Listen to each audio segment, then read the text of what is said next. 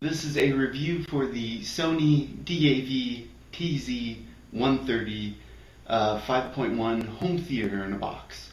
Is it worth the money? Is it worth the time? Is it worth the hassle of setting up a wired system in this age of iPhone docks and wireless speaker systems? Well, that's what this review is here to answer. Also, as a disclaimer, my turntable review was struck down by EMI because I used a little bit too long a snippet of a Daft Punk song. Now, there's probably a 3-strike policy or whatever, but I don't want to deal with all that with my first video in, 2 years? So I'm not going to show really the sound quality of the system, but it's hard to convey 5.1 with a stereo, or I think it's a mono mic input on my camera anyway. As far as what you get with the Sony DAV TZ130, but you get a 5.1 system. You get a center speaker, a surround left, a surround right, a front left right, and a rear left right surround, and then a subwoofer. Right here is the center, the front left, and the front right. Back there, sort of hiding, is the rear lefts and rear rights. You could probably find some towers to put these on, but they sit on the back of my chair pretty well, so I just keep them there. And then the subwoofer is right here. I have it right here because you can't really mix it that well with the system, so if you have it right by your ear, it gets obnoxious after a while. As for the machine itself, it's a pretty nice, slick black box. The functions it has are, of course, DVD, CD. It also has an FM radio tuner, a TV cable input which replaces the line in, which is unavailable on this model. And then it also has a space for a USB connectivity. So you could plug a phone into it if it can actually store media, or you could probably plug any sort of USB device into it you wanted that has media on it. Everything connects into the back, not by bare wires, but by little easy connector switches, which I detailed in my unboxing. And there's also component video out and HDMI video out. As far as sound goes, for the DVD player, there's I'll draw it for you. So there are different sound modes that the Sony 5.1 system really has in it.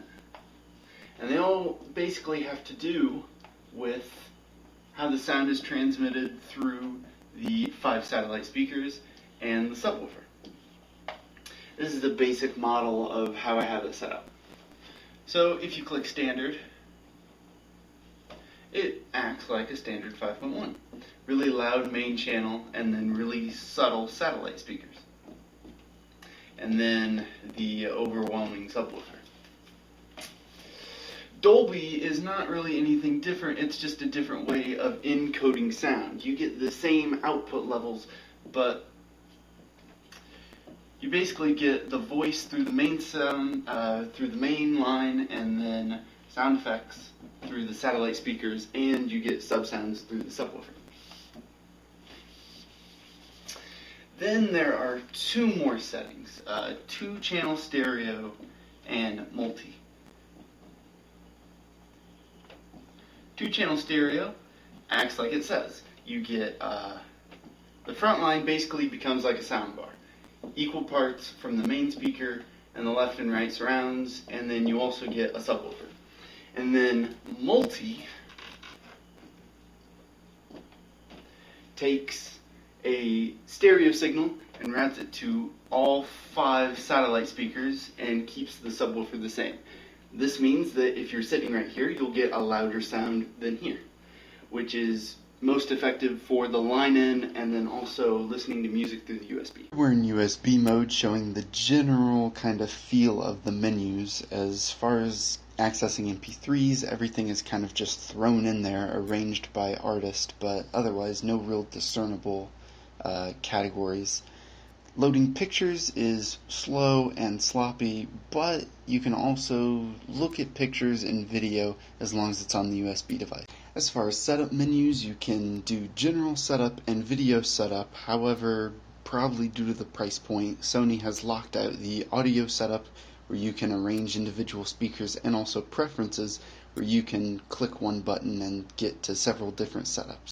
Video quality is DVD quality with either component output or HDMI output. You can't really compare it to Blu-ray because it's still DVD. It basically comes down to, do you want an analog signal or digital signal, grain or no grain? So what are my thoughts on the system? Well, the price is good. It's $130, which is cheaper than maybe a soundbar system 2.1, or it's the cheapest home theater in a box I've seen in a long time. And the looks of it are nice. The speakers are nice, small little black boxes. The machine is nice and thin and doesn't take up a lot of space height-wise. It takes up a bit of space lengthwise. And also, this is really underrated, but there's plenty of cable for the speakers to kind of get where they need to get. I'm running these all the way from here all the way to the machine under a piece of carpet, and it's except for the subwoofer, it's all basically invisible.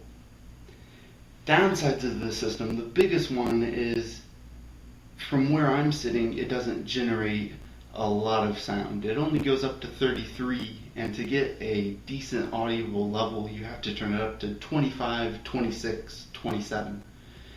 And then there's also the idea of customization. You can't really mess around with individual EQs of the surrounds, or the subwoofer is a big one. The subwoofer tends to just kind of drown everything out and gets annoying after a while. Would I recommend the system? For what it's doing, I'm in a single bedroom apartment in an apartment complex. It can get loud enough, but if you're thinking about a home theater room or a living room for a family of 5 or 6, you're probably going to be disappointed by the level that this actually gets to. It's probably going to be too soft for you. But for playing records, for personal movies, for running the cable sound through it so that it's just a little bit better audio, it's not all coming out of your TV, it does the job. And it does the job cheaply, which is, again, kind of the big plus for this. If you're looking for 5 stars, thumbs up, I would give it, I'd give it just 1 thumb right in the middle. 3, 2.5 stars. It's not spectacular, but considering what I needed it for, it fit after I got used to it, after I fooled around with the surround sound settings and kind of found out that multi is kind of your best bet if the speakers are really close to you. It does the job, it just needs to do it a little louder. That would be the only thing I would really say about it.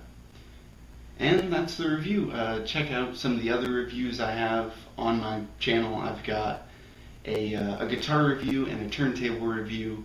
I'm going to be doing a couple year update reviews pretty soon, as this is posted, and check those out whenever they're there. See you later.